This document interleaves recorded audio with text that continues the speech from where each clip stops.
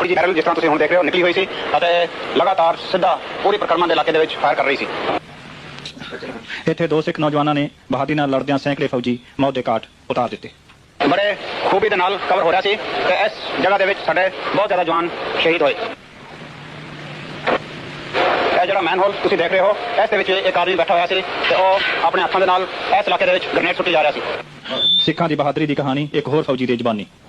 इलाके में पहुंचे तो यहाँ पर इतना जोर से फायर आया हमारे ऊपर कि तकरीबन 150 से 200 आदमी गिरे हुए थे। कुछ इनमें से मर चुके थे, कुछ जख्मी पड़े हुए थे। इसकी वजह ये थी कि अगर आप सामने की तरफ देखें तो आप देखेंगे कि जिस जगह लाल झंडा लगा हुआ है वहां से टेररिस्ट का फायर खुला। उसके साथ आप खिड़कियां देख रहे हैं, उनके अंदर छोटे छोटे होल बने हुए हैं, वहां से फायर आया। खिड़कियों के नीचे अगर आप देखें तो आपको सैंड बैग दिखाई देंगे, वहां से उनका फायर आया।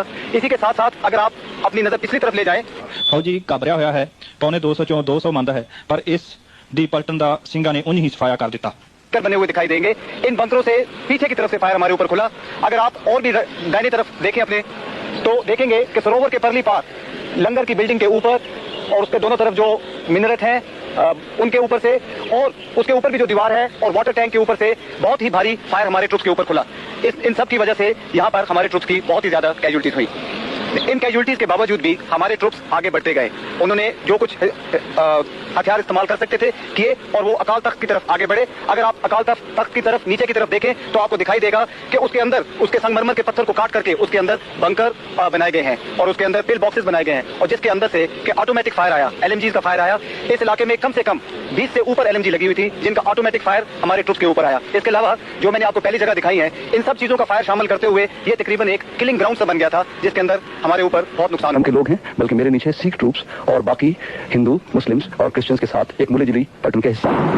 तो इस किस्म के टास्क को पूरा करने के लिए एक बार मेरा दिल भराया कि अगर दुश्मन के खिलाफ होता एक बैटलफील्ड में तो ज्यादा अच्छा होता, मगर एक फौज के अधिकारी के कर्तव्य को समझते हुए जब मेरी पलटन की इज्जत पे बन गई और मुझे ये टास्क दे दिया गया कि एक विंग में से गोल्डन टेंपल के मैं इन विद्रोहियों को उनके हथियारों के साथ हटा दूं, तो मेरे सब कम्युनिटीज, सब धर्मों के जवानों ने हाथ खड़े करके इस टास्क को पूरा करने की शपथ खाई। और जब मैं इस गेट में सिक्योर करने के लिए घुसा तो मेरे जवानों के पैर में चोटें घुसते ही लग गई और जब मैंने देखा थोड़ी देर बाद अंधेरे में पता चला कि फायर तहखानों से और नीचे से ऊपर मेरे जवानों को मारने के लिए आ रहा है। ऐसी सिखलाई मैंने आमतौर पर फौज में भी नहीं देखी है।